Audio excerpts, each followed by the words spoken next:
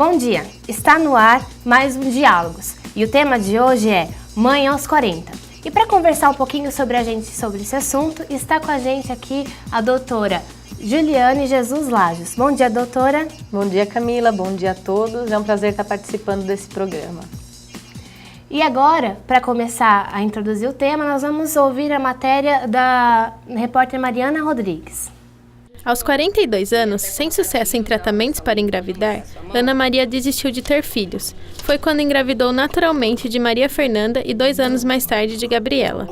Começamos a tentar, eu tinha uns 38 e tal, a gente ficou uns 4 anos tentando, não consegui. O tratamento foi todo muito traumático, né? A parte psicológica ficou bem afetada. Aí eu resolvi desencanar. Isso eu fiz acho que em agosto. Aí, em março, eu engravidei da Maria Fernanda naturalmente. Entreguei nas mãos de Deus e ele resolveu. Na primeira gravidez, Ana não teve intercorrências. Já na segunda, além de ter tido hemorragia, a bebê nasceu prematura e o diagnóstico de síndrome de Down foi tardio. Eu fui para fazer o exame e já corri para a mesa de cirurgia. Ela nasceu de 36 semanas, porque aí já não estava irrigando mais nada, então ela já estava entrando em sofrimento. Então foi, assim, acho que foi a hora certa. Acho que mais um dia eu teria perdido ela. Passei por vários médicos diferentes, fiz vários ultrassons, ninguém viu nada. Só fiquei sabendo um dia depois que ela nasceu. Apesar das dificuldades, Ana está feliz com a opção. Vale muito a pena, porque eu estou curtindo muito, assim, tanto acabei deixando de trabalhar para me dedicar a elas nesses primeiros anos de vida e tal, e não me arrependo de nada. Ana Maria não é exceção. Segundo dados do Instituto Brasileiro de Geografia e Estatística, o número de mulheres que têm o primeiro filho depois dos 40 anos aumentou cerca de 31% desde 2000. Porém, as probabilidades de se tornar mãe diminuem ao longo dos anos. Dados da Organização Mundial da Saúde mostram que mulheres saudáveis até os 25 anos apresentam 75% de chance de engravidar. Com 40 anos, essa porcentagem cai para 8%. Pensando nas dificuldades e no aumento de mulheres que adiam a maternidade, as jornalistas Aline e Thaís criaram um blog voltado para esse público, o Mãe aos 40. A gente sabe que isso é uma tendência, está crescendo, cada vez mais a mulher está priorizando a carreira e está sendo mãe mais velha. Uma mãe que tem um duplo orgulho, além dela ter sido mãe, ela quer mostrar que ela também conseguiu ser uma mãe aos 40 anos. Você pode conferir o conteúdo do blog Mãe aos 40 no endereço que aparece aqui na tela. Agora, doutora, quais são, então, as dificuldades encontradas por essa mãe que opta por ter o primeiro filho depois dos 40 anos? Bom, em primeiro lugar, a dificuldade é para engravidar, né? A taxa de fecundidade diminui, né? Porque diminui a ovulação, há maior risco de abortamento, de insuficiência lútea, outras dificuldades para conseguir engravidar. Uma vez engravidando, aí aumenta também o risco de abortos, né? E quando a gravidez se desenvolve, várias doenças ou que já pré-existem, que são mais frequentes depois dos 40, ou que surgem durante a gravidez, acabam trazendo essa gravidez para um risco. Uhum. E esse risco, ele pode ser driblado de alguma forma? Como é que é? A primeira coisa é sempre fazer um pré-natal bem assistido. É considerado um pré-natal de risco e deve ser encaminhada essa paciente para uma pessoa especializada em gestação de risco para que nada se perca. Uhum. Então, doutora, só um pouquinho de pré-natal, nós vamos tratar no segundo bloco. E também nós vamos receber a repórter Natane Parisi, que está nas ruas conversando um pouquinho com o público sobre algumas dúvidas que podem surgir sobre este assunto. Nós voltamos já.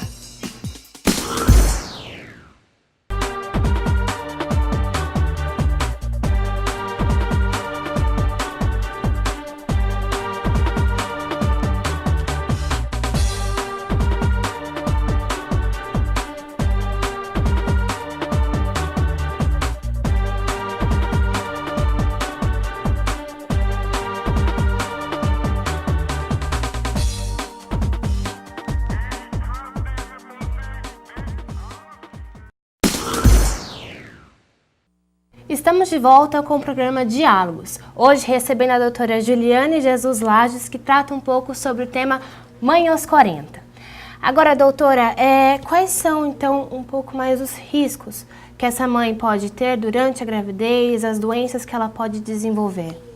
O risco maior durante a gravidez de uma mulher acima dos 40 anos é diabetes. Ele aumenta em torno de 3 a 4 vezes de uma mulher abaixo dessa idade. Além disso, risco de hipertensão e risco relacionado à própria condição da gravidez. Como a gente tem um aumento de gemelaridade, principalmente quando essa mulher engravida com reprodução assistida, então os riscos da gemelaridade também ocorrem, tá? E riscos de parto prematuro, de placenta prévia, aí são menores. O principal é diabetes e hipertensão. E essa diabetes e essa hipertensão, elas são desenvolvidas por que fatores, principalmente? O diabetes na gravidez, ele ocorre através de ações hormonais, né, que são produzidos pela placenta e ocorrem principalmente após a segunda metade da gravidez. Então, um rastreamento dessa intercorrência não tem muito como evitar, né, mas um rastreamento por um pré-natalista para prontamente fazer o diagnóstico e tratamento e diminuir os riscos fetais e maternos ao longo da gravidez é importante. De hipertensão são vários fatores associados, né? Mas você tem uma alteração no ambiente de vascularização da placenta que provocam essa doença. Como nós conversamos um pouco no primeiro bloco sobre o pré-natal, nós estamos com a repórter Natane Parisi nas ruas com a dúvida do público e quero saber um pouco, Natane, qual é a dúvida da sua entrevistada? Bom dia. Bom dia, Camila. Bom dia, doutora Giuliane. Bom dia. Hoje eu estou aqui com a Flávia Coelho. Ela tem uma dúvida relacionada ao pré-natal das mulheres com mais de 40 anos. O pré-natal dessas mulheres é diferente de mulheres mais jovens? Doutora. É diferente, ele é considerado um pré-natal de alto risco, deve ser feito por pessoas de preferência especializadas nessa área e muita atenção, exames, consultas mais próximas vão ser necessárias na identificação e no tratamento das possíveis intercorrências que venha a ter. E doutora, então, esse pré-natal, ele deve ser acompanhado por algum, como é uma gravidez de risco, então, ele deve ser acompanhado por algum especialista neste assunto? Como é que é? A gente recomenda que seja uma pessoa especializada, tá? Ou com bastante experiência em obstetrícia. Além dos exames de ultrassom e exames laboratoriais, né, uma consulta bem feita, com uma anamnese bem feita e um cuidado com essa gestante. E a partir de identificada uma intercorrência, tratar corretamente, acompanhar corretamente é fundamental, né? Ou a triagem inicial deve ser feita por um ginecologista ou obstetra geral e se identificado alguma coisa, certamente uma pessoa especializada deve acompanhar conjuntamente essa mulher. Entendi. E essa mulher, ela também, na hora do parto, né? Esse especialista, ele vai estar acompanhando, porque essa diabetes, a hipertensão, ela pode ser transmitida para o bebê? Como que acontece? A hipertensão não tratada, diabetes não tratado, não é uma doença da mãe. É uma doença da mãe com repercussões fetais, tá? Então, durante a gravidez, tem que ser feitas várias avaliações também no bebê. A gente não tem um paciente, nós temos 2 pacientes, às vezes 3 ou mais, né, quando é o caso de gestação múltipla. E certamente, assim, um bom tratamento durante a gravidez diminui a repercussão. Sobre o parto, a gente recomenda que o médico que está acompanhando essa paciente faça o parto, né? A via de parto é um grande questionamento hoje em dia e temos cada dia mais a incidência de cesárea no Brasil e a via de parto tem que usar em conta todos os fatores, da mãe, do bebê, como está esse ambiente da gravidez, da qualidade do obstetra em estar fazendo esse parto, né? E uma decisão conjunta do obstetra com todos os dados clínicos e com o casal, não só a mãe, para decidir via de parto e data do parto, né? Para evitar uma consequência, que o parto não seja um fator de risco a mais para esse binômio mãe e feto. Bom, vamos voltar para o link, então, que nós temos uma outra pergunta. Tá, já. Camila, eu estou aqui agora com a Bessie Sato. Ela também tem outra pergunta relacionada ao parto. Grávidas com mais de 40 anos podem fazer parto normal? Podem fazer, Tá? Eu sou uma vaginalista de carteirinha, né? É lógico, se o ambiente materno e fetal estão favoráveis, se ela não tem nenhuma contraindicação para o parto vaginal, isso não é um assunto de decidir na hora do parto. Geralmente a gravidez inteira a gente vai trabalhando informações, vai acompanhando e se não houver risco, é realmente a via com menos risco para a mãe e para o bebê. Tá? Pode ter sim. Legal. E os riscos de infecções também dessas doenças aí caem com o parto normal? Como é que é? O parto vaginal, ele diminui o risco de infecção, tá? A cesárea está mais associada ao risco de infecção, tá?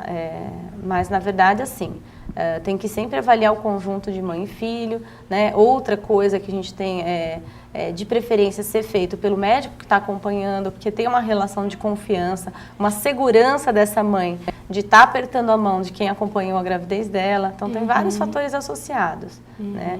E algumas doenças associadas, por exemplo, o diabetes, nem sempre permitem uma via de parto vaginal. Então, realmente avaliar com cuidado a via de parto e uma decisão da família. Legal. E a mulher que fez a reprodução, né, em laboratório, o termo que você usou foi? Reprodução assistida. Assistida. Então, a mulher que fez a reprodução assistida, ela também apresenta os mesmos riscos que uma mulher que engravidou naturalmente depois dos 40 anos? Quando a reprodução assistida, ela é feita, resulta em um feto, ela se torna igual. É lógico que sempre tem um componente de supervalorização na gravidez, de aumento de ansiedade, né? Diferente daquela mulher que já tem 2 ou 3 filhos espontâneos, né? Então, a maioria das mulheres que vão para a reprodução assistida é a primeira gestação, tá? Então, se for uma gestação simples, né, o risco é equiparado. Gestações de 2 ou mais fetos, né, gemelar, trigemelar, vão aumentando o risco conforme a multiplicidade aí. Né? E uma última pergunta desse bloco é: a mulher que teve o primeiro filho antes dos 40 anos, ela, ao engravidar depois dos 40 anos, também apresenta riscos ou não? Porque é uma crença popular que você tem filho antes dos 40, você está imune aos riscos, às complicações, na verdade, né, depois dos 40. Na verdade, não há diferenças, né? Algumas doenças, por exemplo, a hipertensão relacionada à primeira gestação é de maior risco quando comparado à segunda ou mais gestações, desde que do mesmo parceiro. Então, se é a primeira gestação aos 40, comparada àquela que está tendo a segunda, terceira, com relação à pré-eclâmpsia tem menor risco. Com relação ao diabetes ou outras complicações, não. Obrigada, doutora. Nós voltamos já com o programa Diálogos, que hoje tem o tema Mãe aos 40. No próximo bloco, nós vamos falar um pouquinho sobre os cuidados com o feto. Voltamos já.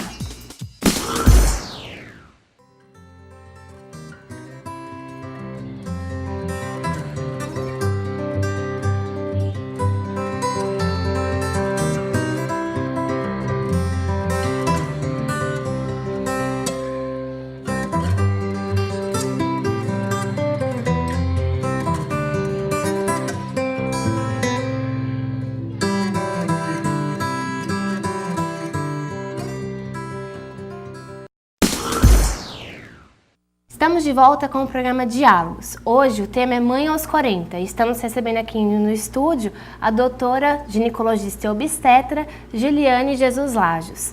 Nesse bloco nós vamos falar um pouquinho mais sobre a depressão pós-parto e também sobre o feto e o bebê. A repórter Natane Parisi tem uma pergunta pra gente. Natane? Doutora Juliane, a depressão pós-parto nas mães com mais de 40 anos, ela é menos comum que nas mães mais novas? Geralmente, a depressão pós-parto está associada a vários fatores, né?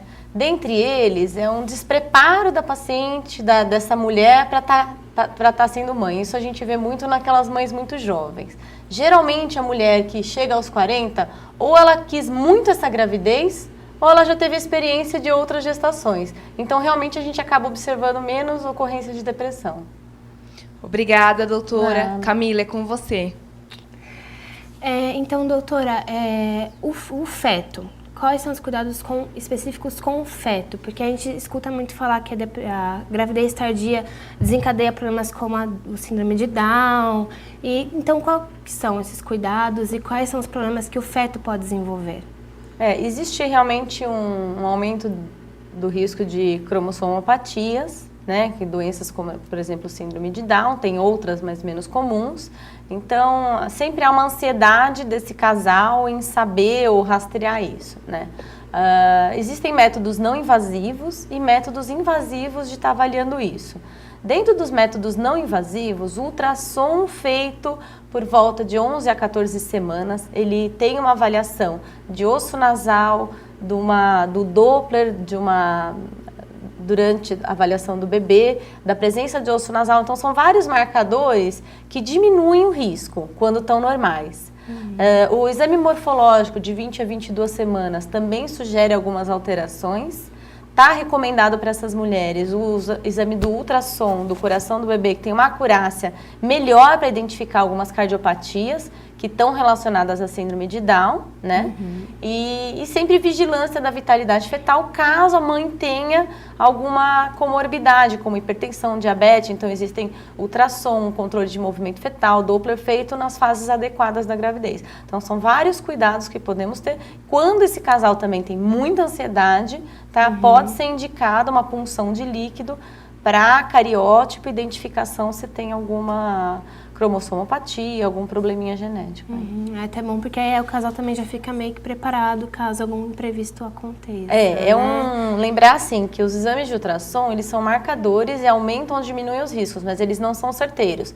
Como a gente viu no blog, aquela mãe realmente tinha todos os exames normais e teve a notícia de uma síndrome de Down no nascimento, tá? Isso pode acontecer, porque realmente todos os marcadores podem vir negativos ao longo do pré-natal. Não que a gente indique a punção em todas as mulheres, isso vai depender da ansiedade do casal.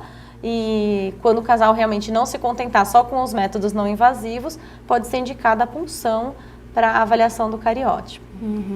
E então, aqueles casais que desejam engravidar durante os 40 anos, geralmente, essa é uma pergunta, quando é que você nota no consultório que esses casais, eles realmente optaram por engravidar mais tarde, ou eles, foi algum acidente que levou à gravidez?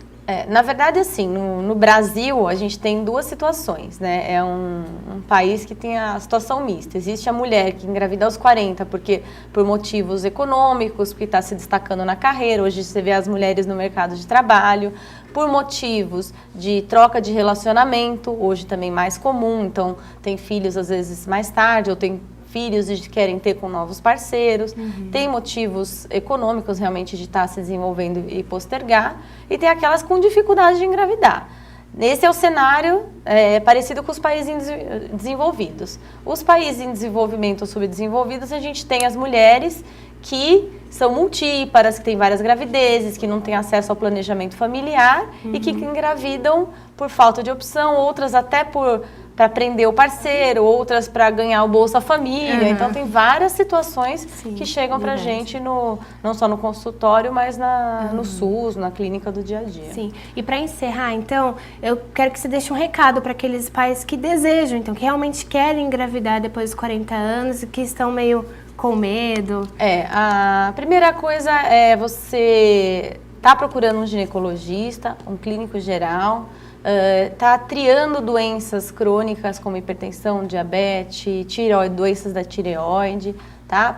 Se tá tomando alguma medicação, adequar essa medicação antes de engravidar. Tomar cuidado com vacinas, por exemplo, vacinação de rubéola, algumas vacinas são legais se você está abordando antes da concepção, antes da gravidez, tá? A gente sempre prescreve o ácido fólico, que ele ajuda a prevenir malformações, alguns tipos de malformações no bebê, tá? E está sendo acompanhada desde o comecinho. Legal. Muito obrigada pela sua presença, viu, doutora? Tenho certeza que nosso público conseguiu sanar algumas dúvidas sobre esse tema. O Diálogos vai ficando por aqui. Até mais.